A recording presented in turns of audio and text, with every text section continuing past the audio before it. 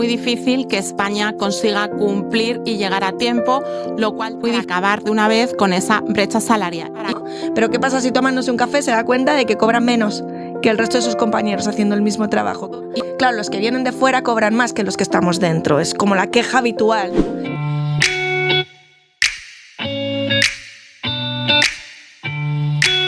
Hola a todos, bienvenidos a un episodio más del podcast de OpenHR Tech Vision, donde hablamos pues, de lo que se está moviendo en el mundo de gestión de personas, de recursos humanos. Soy Ana Valera, People Advisor, y os voy a acompañar este ratito, pero aquí la importante hoy, desde luego, es Estela, que nos acompaña, Estela Martín, que es abogada y DIRCOM de Syncro y presidenta de la sección de igualdad en ICAM, que no quería se me olvidara nada.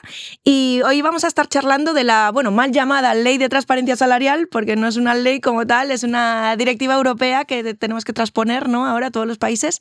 La fecha es ya en junio, está a la vuelta de la esquina. Nos tiene a todos en el mundo de recursos humanos con sudores fríos, ¿no? Y hoy vamos a estar destripándola un poquito y viendo pues realmente buenas prácticas, ¿no? Errores que se están cometiendo y también buenas prácticas y sobre todo qué es, ¿no? Bajarla un poquito más a terreno.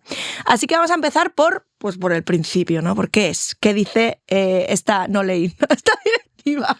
Me gusta que hagas la precisión porque es verdad que en los medios se habla de la Ley de Transparencia Retributiva y no existe una Ley de Transparencia Retributiva. Es una directiva europea que el plazo máximo de transposición finaliza el 7 de junio y es cierto que viendo plazos va a ser muy difícil que España consiga cumplir y llegar a tiempo, lo cual tampoco sería algo extraño porque... No es una novedad, ya nos ha pasado. En los últimos años España se ha convertido en experta en incumplir los plazos de transposición de las directivas europeas. Nos pasó con la de conciliación, tenemos procedimiento abierto por la Comisión Europea por la Directiva Europea de Condiciones Laborales Transparentes, que mucha gente confunde con la de transparencia retributiva y son dos distintas, y ahora veremos a ver qué pasa con la de transparencia retributiva. Pero viendo plazos, veo muy difícil ahora mismo que podamos llegar a cumplir a tiempo. Está claro, y independientemente de lo que haga el Gobierno de España, ¿no? O cuando se transponga esa directiva, lo que está claro es que las compañías se tienen que empezar a poner las pilas si no lo están ya. Totalmente de acuerdo. Así que independientemente de si se pone o no, lo justo es que realmente estemos trabajando ya en ello. Así que vamos a desgranar un poquito más esta directiva europea y a dar consejos, ¿no? A las compañías que nos siguen para que puedan empezar a trabajar en ello, ¿no? Así que, ¿qué viene a cambiar exactamente y por qué ahora? A ver, la Directiva Europea de Transparencia Retributiva viene de diversos estudios que se hacen en el ámbito de la Comisión Europea que entienden que no hemos conseguido a nivel de la Unión Europea romper la brecha salarial, que todavía existen diferencias retributivas y que es una manera de, por un lado, seguir ahondando en la protección de las personas trabajadoras y en esa cultura de la transparencia que siempre, digamos, ha presidido las directivas laborales de la Unión Europea, y por otro, para acabar de una vez con esa brecha salarial. Y porque también se entiende que si no se mide es muy difícil realmente saber si tienes o no brecha y de qué tipo, y una vez que detectas determinada brecha, pues tendrás que establecer los mecanismos para corregirlo. Y está muy enfocada en brecha de género. Está muy enfocada en brecha salarial, pero también tiene un aspecto fundamental, que es que se prohíbe expresamente a las empresas preguntar por el historial retributivo a los candidatos y candidatas de un proceso de selección. Y esto sí que supone un antes y un después, porque se va a acabar con esto del salario a convenir o con bandas salariales irreales de 30 a 80.000 euros, que sería como no decir nada. Para mí esta va a ser uno de los grandes melones de cumplimiento, y luego veremos, por supuesto, una cosa es el cumplimiento formal y otra cosa es el cumplimiento práctico. Y sí que la explicación de esta prohibición de preguntar a los candidatos y candidatas por su historial retributivo viene porque también hay estudios a nivel de la Unión Europea que reflejan que las mujeres, cuando llegamos a un proceso de selección, pedimos un salario inferior para el mismo puesto al que piden los homólogos varones. Y si tú prohíbes preguntar por el historial retributivo y lo unes además a esa consignación de las bandas salariales, pues se intenta, al menos con la ley en la mano, otra cosa será su cumplimiento práctico, eliminar este tipo de prácticas, y redundará en eliminar esa brecha salarial que todavía persiste. Pero y además de prohibir el historial retributivo también, o sea, tampoco van a poder pedir expectativas, ¿no? Salarial, porque ahí echa la ley, echa la trampa, ¿no? O sea, no te pregunto por tu pasado, te pregunto cuánto quieres al final. Esa es una de las grandes preguntas, digamos, que quedan abiertas. Por un lado, cuando se haga la transposición de la directiva, la norma española podría concretar un poquito más a qué entendemos por que se prohíbe preguntar por el historial retributivo. Si la norma española en un futuro que haga la transposición no lo aclara, pues probablemente sea una cuestión que suscite conflictividad y que veríamos a futuro sentencias en los tribunales. Si me pides mi opinión personal, yo entiendo historial retributivo y analizando el espíritu de la directiva europea de una manera amplia, pero no deja de ser mi opinión personal y, por tanto, el preguntar por las expectativas, si no va acompañado de informar primero expresamente de cuál es la banda salarial y veríamos a ver cómo estaría la redacción de la oferta de empleo y en un conjunto, yo veo peligroso el preguntar por las expectativas salariales, salvo que realmente puedas justificar que ya has consignado muy bien y de forma adecuada la banda salarial en el puesto y que, por tanto, la persona a la que contactas no va a ciegas. Pero si no lo aclara la norma española, seguro que vamos a tener conflicto por puedo o no preguntar por, bueno, pues dime por cuánto estás dispuesta a moverte, ¿no? Que es la pregunta clásica, sobre todo de los headhunters y de las consultoras de selección. Sí, y ahí hay un melón grande. Claro, o en esta banda, este puesto tiene esta banda de tal a tal, ¿no? ¿Dónde te orientas tú? Es que, claro, ahí, a ver cómo ahora lo van a preguntar, porque está claro que, o sea, yo creo que entiendo que lo que realmente quiere evitar la ley es el que cada uno negocie por su cuenta su propio salario, ¿no? Exactamente, porque lo que se quiere es cumplir también con el principio de a igual trabajo, igual valor, claro, y que realmente se establezcan unos parámetros objetivos para ese puesto, que no haya esas diferencias que existen ahora y que en algunos puestos, por el mero hecho de que los ocupe un hombre versus una mujer, como ella ha estado dispuesta a entrar en ese puesto cobrando menos, al final, claro que estás perpetuando de manera indirecta la brecha salarial. Y era una situación que se ha venido dando hasta ahora. Luego, por supuesto, son leyes muy complejas de cumplir en la práctica y de garantizar el seguimiento. Y a las empresas, a los departamentos de personas se les abre un melón importante porque la responsabilidad al final en un proceso de selecciones de la empresa tendrás que asegurarte de en qué proveedores externos, en qué headhunters, en qué consultoras de selección delegas tu proceso, porque te tienes que asegurar, porque al final es responsabilidad de la empresa, que están haciendo las cosas bien y que dejan de preguntar por el historial retributivo. Porque además, no lo olvidemos, las empresas a partir de 50 personas trabajadoras que tienen obligación de tener el canal ético derivado de la ley de informantes, si una persona considera que no se están cumpliendo los parámetros establecidos por la directiva o a futuro por la norma española que haga la transposición, podrá también elevar denuncia anónima a través del canal ético.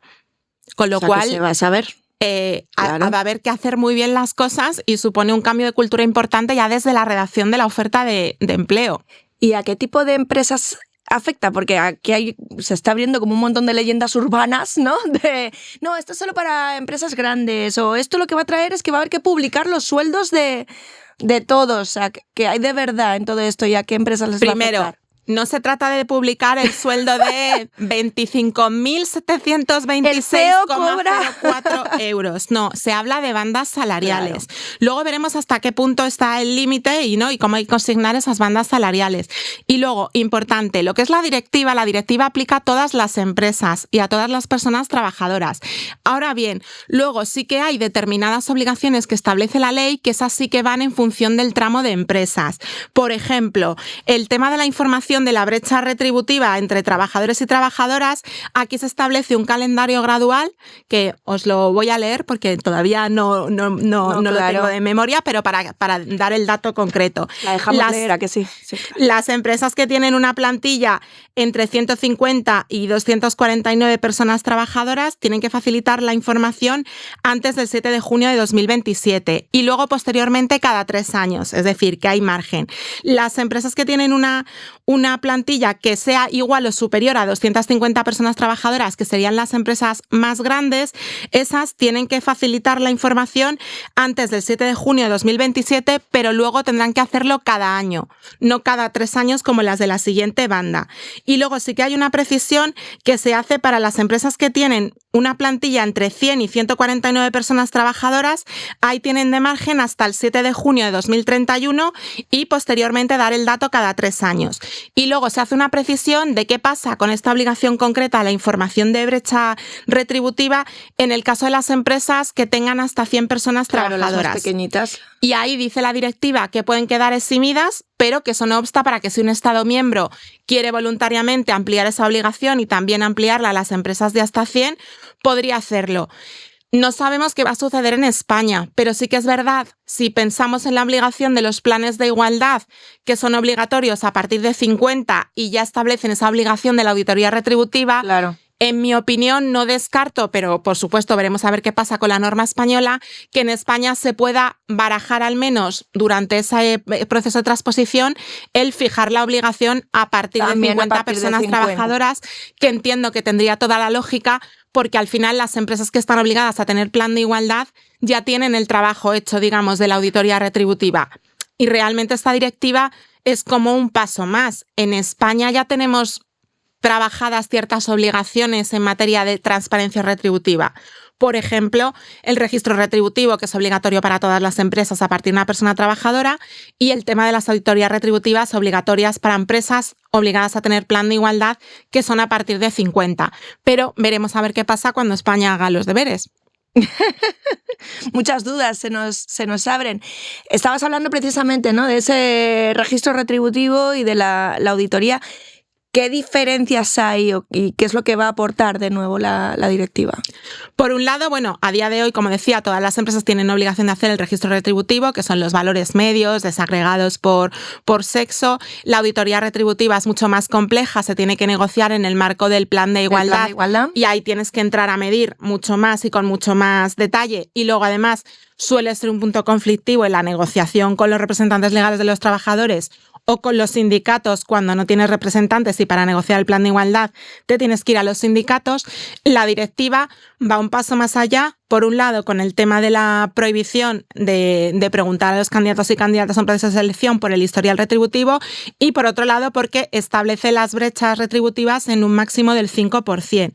Si tú tienes una brecha del 5% con ese calendario gradual que hemos visto, que se establece en función de la plantilla, vas a tener que hacer un informe explicando a qué se debe que se supere esa diferencia del 5%. Por tanto, sí que supone un salto, aunque es verdad que España, como te decía antes, sí que tiene ciertos deberes hechos. Pero obviamente, si no consignas bien las bandas salariales, pues al final muy probablemente te acabes encontrando con que claro que vas a tener una diferencia superior al 5% y te va a tener que tocar explicarlo. Que sí que es verdad que el calendario es amplio, como hemos visto, que va en función del número de personas que haya en la empresa trabajando, pero supone un cambio importante. Y la consignación de las bandas salariales va a ser crítica. Y ay, se me acaba bueno, ahora me acordaré de esa pregunta que te iba a hacer de lo que estabas comentando. Si quieres pasamos a esta otra mientras me voy acordando. Hablábamos antes de puestos, que la nueva directiva no habla de los puestos de igual valor, ¿no? Pero claro, no es lo mismo que mismo puesto. Es decir, que podemos tener a un técnico de marketing que se considere que tiene que cobrar lo mismo que un técnico de operaciones. No, porque además el principio de igual trabajo, igual valor ya está contemplado en nuestra normativa, independientemente de lo que hace la directiva. Nosotros ya lo tenemos consagrado en el Estatuto de los Trabajadores. Se trata de que hagas, digamos, un análisis para garantizar que realmente a unas funciones equivalentes tú estás pagando realmente el mismo salario. Luego, además, tenemos que tener en cuenta que ya los convenios colectivos nos establecen las categorías, los grupos profesionales que tenemos que respetar. Ahí sí que lo que tendrás que hacer es, si hay puestos que realmente en funciones son muy similares, tu justificación podrá venir, por ejemplo, por un determinado complemento. Tú puedes tener a 2 técnicos de marketing y que uno cobre más que otro porque, por ejemplo, uno está cobrando un plus de idiomas porque atiende clientes internacionales. Eso está perfectamente justificado. ¿Dónde nos encontramos los problemas? Que de hecho ya hemos tenido algún caso en España. Pues, por ejemplo, hubo una sentencia relativa a puestos de limpieza, que en una cadena hotelera, que se estaba pagando menos a las limpiadoras de piso que a los limpiadores que limpiaban las salas, digamos, de los hoteles. Y ahí se entendió que no existía una justificación de diferencia de puesto. Luego nos tendremos que ir a qué complementos estamos abonando y que realmente exista una justificación. Por ejemplo, en limpieza, tú puedes abonar un complemento o pagar un plus porque alguien esté utilizando una maquinaria industrial frente a otra persona que no utilice una maquinaria industrial. O sustancias peligrosas. O sustancias peligrosas, claro, plus de toxicidad, por ejemplo, es decir, justificado. Lo mismo, siguen siendo perfectamente lícitos, que también nos lo están preguntando, elaborar un sistema de evaluación del desempeño con un sistema de bonus, pero ahí hay que respetar los parámetros que establece la jurisprudencia y que ha venido estableciendo desde hace mucho tiempo. Que los objetivos sean conocidos por todas las partes, que los objetivos sean medibles, que sean cuantificables, que no haya, por supuesto, discriminación por razón de género, pero este tema además ya está trabajado sobre todo en las empresas obligadas a tener planes de igualdad. Claro. Es decir, las mimbres las tenemos realmente con la normativa española, al menos en las empresas que están cumpliendo lo que ya tenemos en la normativa española. Cuestión distinta es que tengamos empresas que siguen sin tener el registro retributivo, que es obligatorio para todas a partir de una persona trabajadora, o esos datos que reflejan algunos estudios que solo 1 de cada 4 empresas obligadas a tener plan de igualdad lo tiene registrado en el RESCON. Pero eso es otro tema, ahí ya estás partiendo de que ya estás incumpliendo una normativa que ya existe. El principio de igual trabajo, igual valor ya lo tenemos en el Estatuto de los Trabajadores y se desarrolló con el Real Decreto de Igualdad Retributiva, que fue el que además amplió la obligación de los planes de igualdad y definió más en concreto qué se entiende por igualdad retributiva. Por tanto, en España ya tenemos bastantes cosas hechas. Al final, una directiva es para todos los Estados miembros y hay países pues, donde no tienen casi prácticamente nada. En España sí que tenemos, al menos formalmente. Luego está el tema que de lo cumpla. Exacto, de que se cumpla o no. Y al final, eso sí, desde el punto de vista de compliance laboral, si una empresa está incumpliendo, al final se le van sumando los incumplimientos. Es decir, vas cayendo cada vez más, la bola, digamos, se hace más grande. Y luego cumplir todo es mucho más complicado. Claro, mira, me estás abriendo un montón de melones, entonces me estoy apuntando aquí todo lo que te quiero preguntar, porque has hablado de complementos, sí, ¿no? Y claro, ahí es donde se nos abren un poco las carnes a veces cuando vemos cómo están segregadas, o sea, divididas las nóminas, ¿no? De algunos trabajadores, el cómo usamos algunos complementos o cómo algunas compañías empiezan a subir el salario base pero bajándolo de los complementos. Esto, ¿cómo la directiva dice algo de cómo se va a ordenar? ¿Hay complementos que la directiva elimina? La Directiva Europea de Transparencia Retributiva no entra en el tema de complementos salariales y extrasalariales. Solo habla del tema de que no haya una diferencia ni una brecha retributiva, pero no entra en ese detalle de los complementos. Por tanto, nos tendremos que atener a la norma que ya tenemos en España. Y sí que es verdad que la negociación colectiva, los convenios colectivos en los últimos años han ido afinando estas cuestiones. Por supuesto, a la hora de abonar complementos, aparte de cumplir el principio de igualdad, quiero decir que esto está consagrado en la Constitución, más toda la normativa que nos ha llegado después, Real Decreto de Igualdad Retributiva, obligatoriedad de planes de igualdad para quienes están obligadas. Es que ya a día de hoy no puedes incurrir en discriminación. Esos complementos tienen que pagarse con unos criterios objetivos y, por supuesto, respetando lo que nos dispone el convenio colectivo de aplicación. Yo no puedo decidir pagar un complemento en menor cuantía por el mero hecho de ser mujer u hombre. Tengo que establecer una diferencia objetiva. Y lo mismo, si de repente cuando hago el análisis de complementos resulta que en su mayoría a nivel global quienes están cobrando complementos o quienes están cobrando bonus son en una mayoría un porcentaje hombres, pues probablemente tenga que indagar un poco en las causas. A lo mejor es que algo no lo estás haciendo del todo bien. Pero es verdad que ahí las empresas, en ese sentido, el tema de complementos, las empresas que tienen plan de igualdad, ahí les va a afectar muy poco. Y estabas hablando de que esa directiva lo que nos dice es que si hay un 5%, ¿no? Esa brecha retributiva. Esa brecha retributiva del 5% tienen que establecer o generar un informe donde explique o justifican de alguna manera el porqué. Y establecer medidas correctoras. Eso te iba a preguntar, si la directiva también se mete en pedir, ¿no? Ya no solo justificarlo, exacto, sino... Y luego habrá que planificar unas medidas para solventarlo.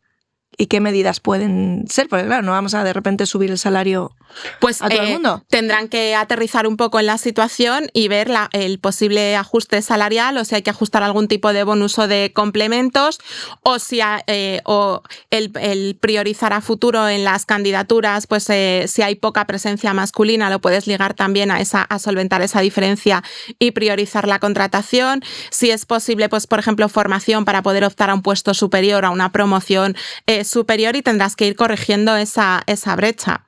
Pero luego, claro, el plan de acción lo tienes que preparar. Un plan de acción. Luego, claro, es que la casuística puede ser enorme. No es lo mismo que tengas una brecha del 7 a que de repente te encuentres que tienes una brecha del 20. Si tienes una brecha del 20 tienes un problema muy serio. Porque corregir eso, obviamente vas a tener que invertir dinero en corregirlo. Sí, pero bueno, es un paso importante, ¿no? Quedarnos ya no solo en visibilizarlo, reportarlo, claro, sino que nos medirlo, también, que es de lo que se trata, y establecer las medidas que medidas de mitigación necesarias. Exacto. Pues me estabas hablando de candidatos, ¿no? Que estábamos viendo que esta directiva sí va a tener un cambio súper importante en los procesos de selección, porque pues se prohíbe expresamente el preguntar por el historial retributivo. Y luego nada obsta para que la norma española, cuando haga la transposición, pueda concretar qué se entiende por historial retributivo. Y ahí podría concretar, por ejemplo, que se incluye el tema que hemos comentado antes, que si no queda un poco en el limbo de expectativas salariales. Claro, que si no, pues le estás preguntando lo mismo. O sea, que en mi opinión, es lo que te decía, es verdad que es una opinión personal que se queda abierto tal y con él, y que ahí entraríamos en el debate de qué entendemos por historial retributivo. Pero yo insisto, analizando el espíritu de la directiva, lo que quiere conseguir, para mí preguntar las expectativas salariales, salvo que realmente la oferta de empleo esté muy bien consignada, que sea una banda que te muevas entre 30 y 33.000 con una justificación muy clara, yo, para mí, preguntar las expectativas, yo lo veo dentro de un concepto amplio de historial retributivo. Pero si la norma española no lo soluciona, pues será una cuestión que, como otras muchas cosas, pues terminaremos viendo sentencias en la jurisdicción social, seguro. Porque al final esto también afecta a la línea de flotación de los headhunters. Tú que te dedicas a recursos humanos, cualquier persona que se dedica a recursos humanos sabe cómo funcionan los headhunters o consultoras externas, y que cuando contactan a un candidato o candidata por LinkedIn, pues una de las primeras preguntas es por cuánto estás dispuesto a moverte o por cuánto estás dispuesto a cambiarte.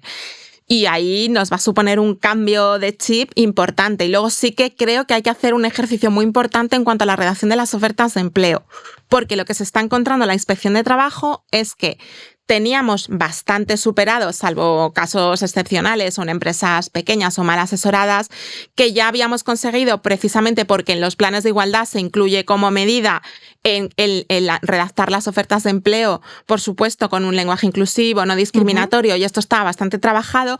Y lo que se está encontrando en la Inspección de Trabajo es que, como hay empresas que están utilizando una IA, inteligencia artificial, sin inteligencia humana, están encargando la redacción de esa oferta de empleo a una IA. Las IAs tienen muchísimos sesgos y están publicando ofertas de empleo incurriendo en discriminaciones, aunque no sean queridas, pero porque no se hace una revisión. Y esto es denunciable y sancionable. Además, si tú tienes en tu plan de igualdad que las ofertas de empleo se van a basar en criterios absolutamente neutros, no discriminatorios, con lenguaje inclusivo, y estás publicando una oferta de empleo, me da igual que te la haya generado una IA, porque al final la responsabilidad es tuya, claro. Te puedes encontrar con una denuncia en la Inspección de Trabajo, con una denuncia vía Canalético, y tener una sanción por infracción de la normativa laboral, porque estás incumpliendo una medida que tienes en el plan de igualdad, aparte de que no puedes incurrir en discriminación por el artículo 14 de la Constitución y la Ley 1522, que también habla expresamente de los supuestos de discriminación. Y aparte de... Ojo con la IA. Claro, ahora abrimos ese otro melón, ¿no? Pero aparte de ese punto en las ofertas de empleo, también estará el que entiendo que a partir de ahora veamos mucho más habitualmente o siempre, ¿no? Precisamente como no les puedes preguntar a los candidatos sus expectativas salariales, te obligará a comunicar en las ofertas de empleo el rango salarial. La directiva europea habla de consignar las bandas salariales y pone como ejemplo, por ejemplo, publicándolo ya desde la oferta, desde que se publica la vacante, que es lo lógico. Pero si además nos lo unimos a la otra directiva, que tenemos procedimiento abierto por no transponerla, que es la de condiciones laborales transparentes, ahí la de condiciones laborales transparentes, la directiva también habla de que tienen que estar muy claras las condiciones del puesto, incluyendo, por supuesto, el tema de los salarios. O sea, que ya lo estaban incumpliendo. Exacto. Que no por lo tanto, hacen. no hemos traspuesto la directiva, pero hay que verlas las dos de manera conjunta y de manera global. Claro. Y sacando el tema de la IA, hace, no sé, unos meses leí una noticia acerca de pues, un algoritmo, obviamente, en Estados Unidos, un uso de la IA que tenía el objetivo de precisamente predecir el nivel salarial que estaba dispuesto a aceptar el candidato a la hora de generar las ofertas, ¿no? De los rangos salariales en candidatos.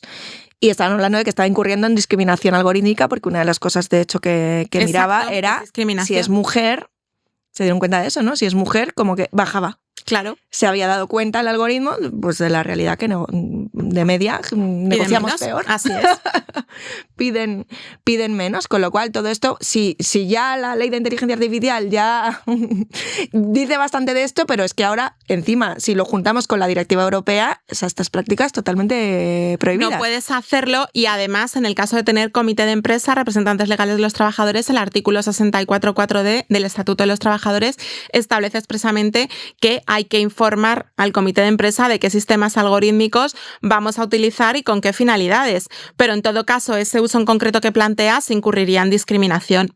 Por tanto, no cabría utilizarlo para eso. Y luego no olvidemos que el RIA, el Reglamento de Inteligencia Artificial, nos obliga a que exista en alguna parte del proceso inteligencia humana, digamos. Es decir, un control, el principio de control y supervisión humana.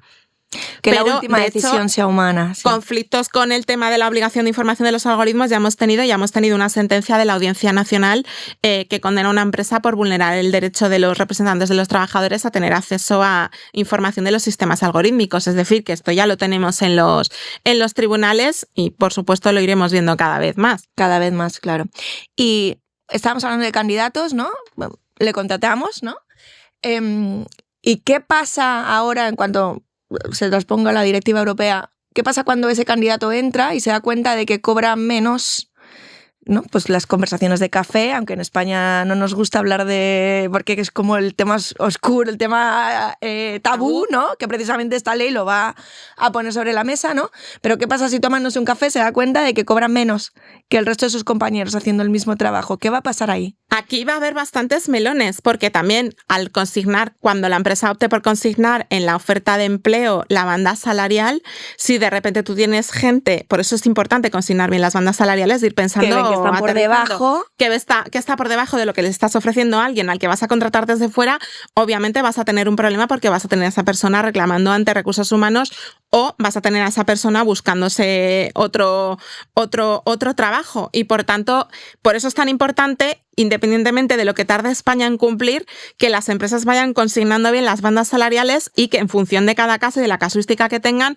vayan viendo qué problemas pueden tener. Oye, si consigno esta banda para este puesto determinado y resulta que tengo ahora mismo a 2 personas que no están llegando a esa banda, pues si tendré que planificar hacer una revisión salarial o ver qué hago con esas personas, porque al final esto opera hacia afuera y hacia adentro. Claro. En el momento en el que se empiecen a consignar las bandas salariales y luego veremos a ver hasta dónde llega la norma española, porque la directiva es un conjunto de mínimos. Nada impide a que la directiva española vaya más allá, pues ese tipo de problemas, claro que los vamos a tener sobre la mesa. Por eso es tan importante que ya las empresas vayan trabajando en consignar esas bandas y en ese tipo de puestos. Y luego, por supuesto, siempre tenemos que tener en cuenta los grupos profesionales que nos establece el convenio colectivo de aplicación y que la gente esté realmente bien encuadrada en su grupo. Que esto es fácil de decir, pero luego te pones a revisar y los encuadramientos en algunos casos son cuanto menos algunos discutibles. O tienes gente cobrando por debajo del grupo profesional al que debería realmente estar. Entonces, claro, esto nos abre otro melón. Pero claro, en el momento en el que tú consignas más claramente la banda, pues si dices, por ejemplo, de 30 a 33 para este puesto y tú tienes una persona que te está cobrando 28, pues obviamente va a decir, oye, que estáis publicando una oferta para un puesto que es el que ocupo yo y a mí me estáis pagando por debajo de eso. Esas conversaciones, claro que van a existir Y por tanto, eso sí, en función de la foto de cada empresa, pues habrá empresas que no tengan ese problema porque ya tengan a la gente bien encuadrada y habrá empresas que se encuentren con que no, y luego depende, no es lo mismo solucionar un caso o dos que solucionar un problema 25 o 100 o un problema estructural. No es lo mismo el número de plantilla que tengas y en qué circunstancias. Lo mismo si de repente tienes a 2 personas trabajadoras en un mismo departamento y una está cobrando sustancialmente menos que la otra, aunque estén haciendo las mismas funciones, y no hay una explicación como puede ser un complemento de antigüedad. Obviamente una persona que lleva cobrando sus complementos de antigüedad, sus trienios que pueda establecer el convenio, una prima de permanencia, todo ese tipo de complementos son perfectamente lícitos, pero tienes que poder justificar que se deben a que existe una razón lógica y objetiva. Un plus de permanencia, un complemento de antigüedad, que el convenio obliga a pagar trienios. Es decir, si no, pues vas a tener que buscarte las vueltas para solucionarlo. Pero claro, no es lo mismo que tengas un problema o 2, digamos, con 2 personas trabajadoras, a que les sea un problema estructural y endémico. Sí que es verdad que en las empresas obligadas a tener plan de igualdad es más raro que puedas tener este problema, al menos de una manera muy flagrante. Sí que tendrás que hacer correcciones y sobre todo si esa brecha del 5%, porque no es lo mismo una brecha del 5 que una del 25, que es lo que se estudia ahora mismo en los planes de igualdad. Entonces ahí sí vas a tener que hacer deberes. Exacto. Pero el reto para los departamentos de personas es grande. Luego, cada empresa al final, pues hay las hay que tienen las cosas muy bien hechas. Y luego no olvidemos que también es verdad que muchas empresas pagan por encima de lo que establece el convenio colectivo de aplicación y por tanto ahí ya tienes más margen para ajustar las bandas. Es que estoy pensando que el problema que tenemos también, pero es verdad que es difícil medir porque luego depende de lo que te encuentres, es que sabéis que la subida del salario mínimo interprofesional, que ha ido subiendo mucho en los últimos años, pero esa subida no se ha reflejado luego en las personas que digamos que están por encima del salario. Entonces, ¿qué sucede? Que los puestos, digamos, que están por encima de lo que cobran los que perciben el salario mínimo, las diferencias se van acortando y por tanto ahí puedes tener un problema a la hora de hacer los ajustes salariales, pero ahí hay que ver cada caso concreto. Claro, eso era lo que hablábamos antes, ¿no? Que lo que se está haciendo es absorber esa subida, pero no se traduce el salario base bajando el complemento, con lo cual al final las personas que están por encima del convenio pues siguen cobrando igual, no les Luego veremos, porque la compensación y absorción salarial, lo que acordó que es un mecanismo a día de hoy lícito cuando se producen las subidas del salario mínimo interprofesional, pero el Ministerio de Trabajo llega a un acuerdo para sindicatos tendente a que se elimine o se vede esa posibilidad de compensación y absorción. Es verdad que a día de hoy, con la situación parlamentaria que tenemos sobre la mesa, veo muy difícil que consigan sacar adelante esa medida porque obviamente la patronal se opone frontalmente y la situación parlamentaria que tenemos a día de hoy es la que es y hace muy difícil sacar normas de ese tipo. Pero sí que se ha pedido que por parte de los sindicatos y trabajo acordado con ellos, eliminar ese mecanismo de compensación y absorción. Pero a día de hoy es perfectamente lícito, cumpliendo los parámetros de la norma y de los tribunales, que el Tribunal Supremo se ha pronunciado en reiteradas ocasiones sobre la licitud del mecanismo de la compensación y absorción. Y estábamos pensando en los candidatos, ya se han incorporado, ¿no? Están viendo, ¿no? Tomándose el café, viendo si cobran más, si cobran menos.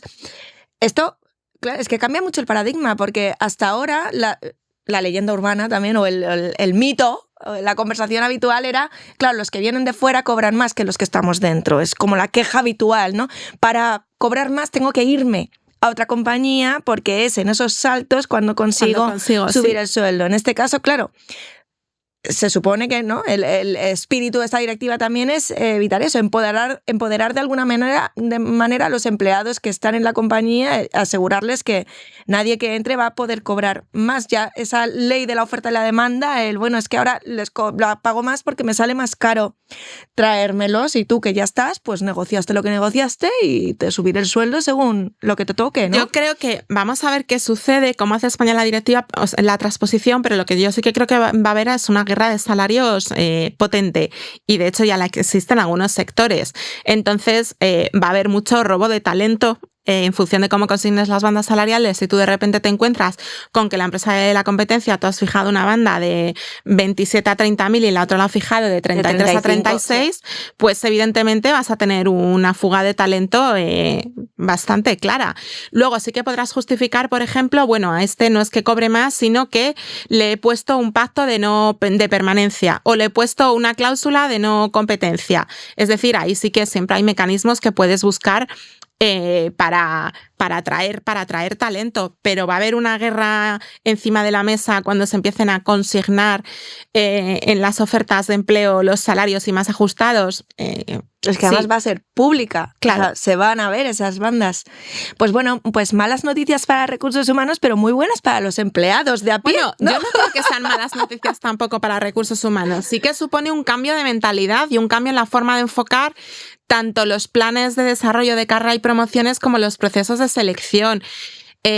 Al final, la cultura de la transparencia yo creo que es positiva. Lo que pasa es que nos cuesta mucho medir. Y esto ha pasado con los planes de igualdad. También al principio, cuando se establece la obligación, la auditoría retributiva, ¡qué horror! Esto es el fin del mundo. Y no, ¿cuesta negociar la auditoría retributiva? Sí, puede costar más o menos en función de la situación que tengas. Pero al final ya estás con el plan de igualdad solucionando muchos problemas que tenías históricamente. Y las empresas no han desaparecido ni han muerto por eso. El tema está en que medir cuesta, cambiar la cultura y la mentalidad cuestan. Y luego sí que es verdad que lo que sí que confiemos es que ojalá cuando se haga la transposición la norma sea clara y no nos genere más problemas o más lagunas de lo que tenemos encima de la mesa, porque la técnica legislativa laboral en los últimos años es, en mi opinión, francamente mejorable. Entonces esperamos que sea bastante clara y que nos marque unas reglas de juego claras para todos, que yo creo que esto es positivo tanto para las empresas como para las personas trabajadoras. Estoy totalmente de acuerdo. Y hablábamos, volviendo a ese 5% que marca ahora esta directiva, ¿qué consecuencias va a haber para aquellas compañías que lo incumplan? Pues estamos viendo que en España es habitual incumplir normativas y aquí parece que no pasa nada, ¿no? Pues tendrá que revisarse el marco sancionador y entiendo que en la transposición de la directiva retributiva se hará una mención expresa a qué sucede con ese incumplimiento. ¿Y crees que van a ir en línea con las sanciones que, por ejemplo, de la RIA, ¿no? Que son, o de protección de datos, que también son sanciones altísimas, ¿no? Estaban hablando del 4%, más en el marco de la facturación anual. Del régimen sancionador que ya establece la LISOS para el tema de los planes el tema de los planes de igualdad. Pero habrá que ver qué se baraja desde el Ministerio de Trabajo, porque ni siquiera tenemos una propuesta sobre cómo se va a plantear el texto de la transposición. Es decir, se tendrá que someter a audiencia pública y cuando tengamos ese texto, pues veremos a ver qué sucede con ese régimen sancionador. Y pasando a aspectos más concretos, hablábamos de ese registro retributivo, ¿no? que es obligatorio para las compañías. ¿Qué tiene que incluir obligatoriamente? Porque hablábamos de no es el sueldo exacto de cada uno, no es fulanito de tal cobra tanto. Son, digamos, los valores medios y la mediana de lo que perciben las personas trabajadoras y luego los tienes que desagregar por sexo para ver un poco la comparativa. Y el registro retributivo se tiene que hacer con carácter anual. Y luego las empresas obligadas a tener plan de igualdad, como decíamos, además del registro retributivo, tienen que hacer la auditoría, que la auditoría retributiva, a salvo de que se pacte otra cosa en el periodo de negociación, puede tener una validez se puede hacer una auditoría para los 4 años. Digo 4 años porque normalmente es la vigencia que se marca para el plan de igualdad, salvo que se pacte otra cosa con los representantes de los trabajadores. Y otro tema que nos queda por ver es, bueno, ese empleado, ¿no? Seguimos ese viaje, ¿no? Le contratamos, se tomó el café, vio que se cobraba lo mismo, el otro se queja, se empodera, ¿no? ¿Qué información van a poder ver los empleados, ¿no? O sea, porque ya no va a ser solo me tomo un café y me entero porque me lo ha dicho fulanito. Es que ¿dónde van a poder ver esa información y qué van a poder ver? Por un lado, en la oferta de empleo, cuando se haga la transposición de la Directiva Europea de Condiciones Laborales Transparentes, ya se tienen que consignar, digamos, ahí va a haber el rango sobre la retribución. Por otro, cuando se haga la transposición de la Directiva de Transparencia Retributiva, va a haber la banda salarial y, por tanto, él va a estar informado en todo momento esa persona de cuál es la banda salarial asociada a su puesto. Y luego, si se hacen bien las cosas, pues si se establece un sistema de promociones transparente, pues podrás saber qué requisitos tengo que cumplir si para ser técnico B, si soy técnico A y quiero pasar a ser técnico B. Pero no vas en ningún caso que esto, no vas a saber cuánto, si la persona que tienes al lado cobra 27.301 euros. Sí vas a saber cuál es la banda, en el café. Por tanto, ese es otro tema. El radiopasillo funciona a veces mucho mejor que cualquier departamento de personas. Eso, ya con eso tenemos que lidiar. ¿Existiendo? Es como las causas de las bajas, ¿no? Que la persona se lo comunica a un compañero y al final, aunque no se puede saber, la empresa acaba sabiendo, pero eso ya es otro tema, ¿no? De lo que quieran difundir los compañeros o no. Pero al final, el tener esa información de cuál es la banda salarial asociada a tu puesto y una banda salarial bien consignada, pues claro que vas a tener mucha información de cómo estoy situado yo en comparación con mis compañeros del departamento en el que estoy. Y aquí para un junior tal, para un junior B tal, para un senior no sé cuántos, para un senior con X años de experiencia o con X cualificación tanto, y por tanto al final esa información claro que la vas a tener. Y estamos hablando de información, con lo cual estamos hablando de datos. Volvemos, antes hablábamos de IA, pero ya no solo IA, reporting, ¿no? O sea, las nuevas tecnologías ahora mismo, nuevamente, otra vez, encima de la mesa para ayudarnos, ¿no? Porque entiendo que todos esos datos se tienen que registrar adecuadamente. Hombre, sí, igual que hay herramientas, por ejemplo, para el plan de igualdad, que claro, el Ministerio de Igualdad crea una herramienta para facilitar para hacer la auditoría retributiva, aunque sí que es verdad que normalmente las consultoras trabajamos con herramientas propias específicas y la herramienta del Ministerio es orientativa. Pero bueno, no deja de ser gratuita y se puede utilizar para hacer mediciones. Es que hacer esto sin una herramienta al final es, vamos, no conozco a nadie que haga una auditoría retributiva para un plan de igualdad a mano. No digo que no exista, pero me sorprendería. Y además cada vez necesitas más datos y más trazabilidad y la posibilidad de error al final en algo manual sería grande. Para eso está también la tecnología y la automatización. Igual que automatizamos otros muchos procesos, hay partes de los datos relativos a una auditoría retributiva, al registro salarial, que claro que se pueden automatizar. Claro. Bueno, pues buenas noticias también para los equipos de People Analytics y de Reporting, sí, porque os va a tocar hacer un nuevo cuadro de mando donde se informe de todo esto y ajustar los permisos para que cada usuario pueda ver determinada información en función de sus niveles de seguridad o de la información que tenga que ver. De esto ya me acuerdo que Nestlé en su momento fueron pioneros hace varios años que publicaban el panel con los rangos salariales y fue como noticia, ¿no? Mientras aquí seríamos como en tabú. Y con buenas prácticas. Al final es cultura de la transparencia. Y vamos a empezar a hacer una ronda de preguntas incómodas, Estela. Muy bien. A ver, ¿hasta dónde te mojas? Estamos viendo que esta ley, esta directiva, realmente lo que quiere es cerrar esa brecha salarial. Y apostar por la transparencia. ¿Y tú crees que realmente, tal como está redactada, va a ayudar a eso o simplemente va a obligar a las empresas a documentar mejor por qué está esa brecha? Por un lado, va a obligar sin duda a documentar y a medir, y ya de por sí, en mi opinión, es positivo. Luego, al final, sucede como sucede con otras muchas normas laborales. En compliance laboral en general en España nos falta un salto cualitativo y las empresas todavía no se lo toman, en mi opinión, demasiado en serio. Y luego la empresa es la que decide si se quiere quedar un número cumplimiento formal, es decir, cumplimiento de papel, de documentación, a efectos de que si tengo una inspección de trabajo ya haga el check y se lo enseñe, o si quiere tomarse esta obligación para realmente dar un paso más, repensar los procesos de dirección estratégica de personas, repensar el proceso de selección, medir realmente con unos objetivos y puedes ir más allá. Nada te impide ir más allá y posicionarte como una empresa puntera en materia de dirección estratégica de personas y en cultura de la transparencia. Y luego estamos para un perfil de recursos humanos. Si realmente tú dices en tus valores corporativos que tienes una cultura de transparencia y de igualdad, aquí pues es donde se va a ver si se queda en la web o es real, ¿no? Y es una manera de hacerlo. Sí que es verdad que va a suscitar problemas, sí, como otros muchos cambios culturales que ha habido. Sucedió con la implantación del registro diario de jornada, que también suscitó, eso es lo que me está viniendo y parece a la cabeza, el fin del mundo, y luego no es el fin del mundo. Sencillamente tienes que adecuarte, buscar un sistema que se acomode a la realidad que tú tienes en la empresa, y con otras muchas cosas igual. Con el canal ético estamos viendo también la evolución. Veremos ahora que ha arrancado ya la Autoridad Independiente de Protección al Informante, pero ojo, porque las empresas obligas a tener canal ético, ahí tienes una vía que, como no estás haciendo bien las cosas, te puedes encontrar con denuncias vía canal ético de la Ley de Informantes por incumplimientos laborales. Con lo cual, al final hay que hacer bien las cosas.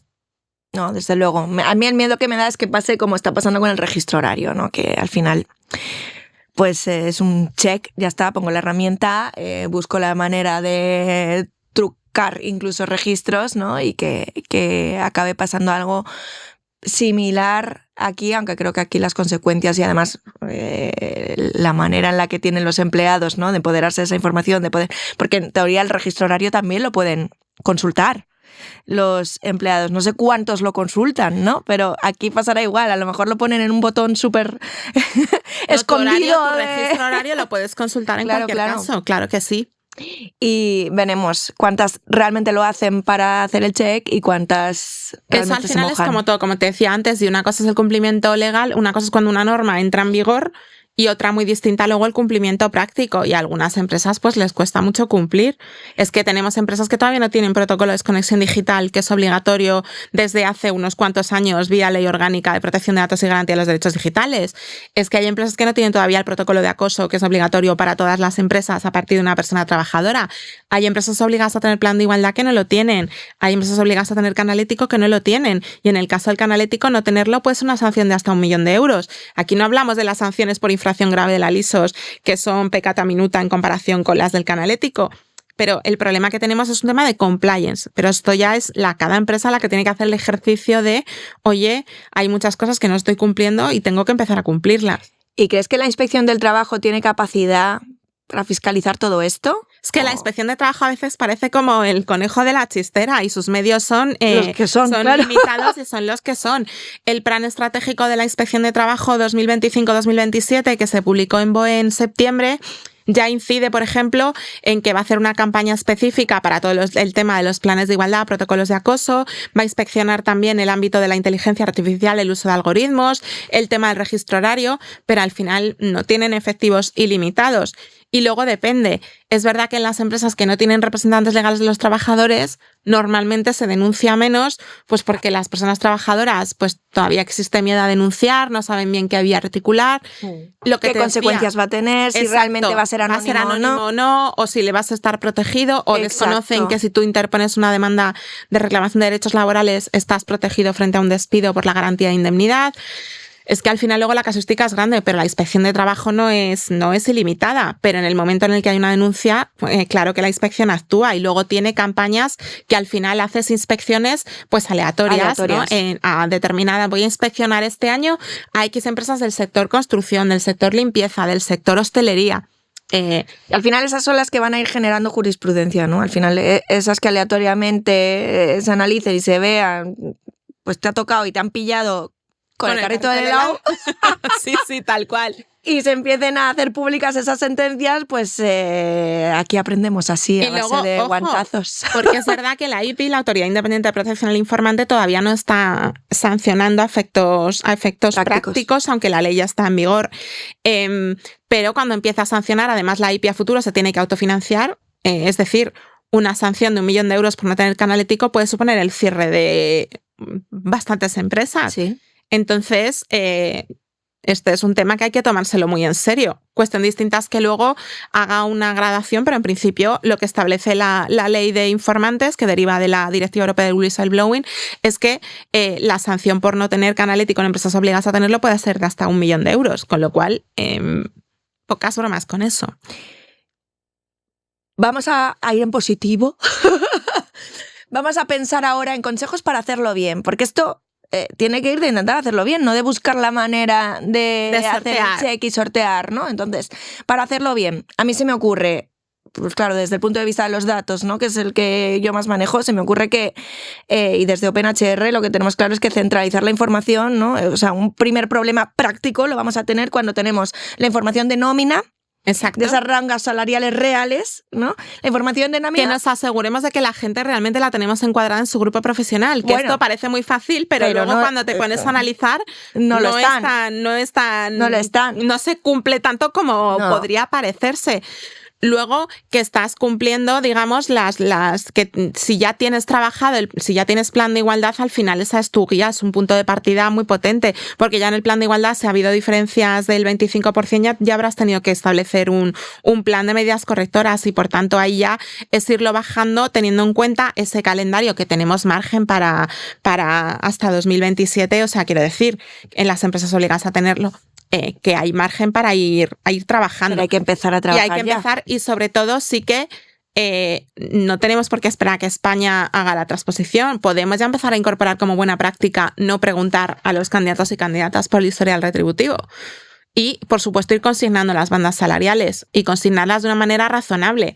Es verdad que no nos dicen, pero tienen que ser razonables. O sea, esto de las bandas salariales de 30 a 60.000 euros va a ser que no cuela. Entonces, bueno, que hay que ir trabajando esto.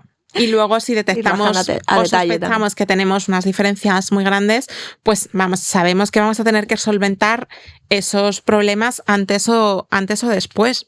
O sea, nos quedamos con ver cómo centralizamos la información, cómo la comunicamos, cómo empezamos a ver qué nos está contando la directiva europea para empezar a tomar esas medidas, como dejar de preguntar historial retributivo en candidatos, cómo consignar las bandas salariales, ¿no? Tenemos muchas cosas que ya podemos hacer. Quién es nuestro pool de proveedores externos en selección de personal. Y solicitarles sus políticas, ¿no? Exacto. En este tema. Revisar las ofertas de empleo, sobre todo si empiezan a utilizar los departamentos de personas inteligencia artificial, porque es que la inspección se está encontrando de todo con este tema. Claro. Y acordarse de que el plan de igualdad, lo que haya hay que cumplirlo. Que esto a veces como cuesta sacar adelante un plan de igualdad y es por 4 años, luego se te olvida y no haces ni comisión de... Porque eso es otro tema. Lo que sí que nos estamos encontrando es que, por ejemplo, las comisiones de seguimiento del plan de igualdad, porque cuando se hace el plan, tú estableces una comisión de seguimiento, ya sí que es verdad que por parte de los representantes legales de los trabajadores, en algunos casos ya ponen sobre la mesa el barajar ya, incorporar como buena práctica lo que nos va a establecer a futuro la Directiva de Transparencia Retributiva. Es decir, que también nos lo podemos encontrar en el marco del seguimiento del plan de igualdad. Es que a mí... Si convocamos a la comisión de seguimiento, que hay que convocarlas, pero luego a veces te encuentras... ¿Os acordéis? Con empresas que en los 4 años no han convocado en ningún momento, ni has hecho un seguimiento del timing, ni has hecho un seguimiento del calendario establecido en el plan de igualdad con las medidas concretas.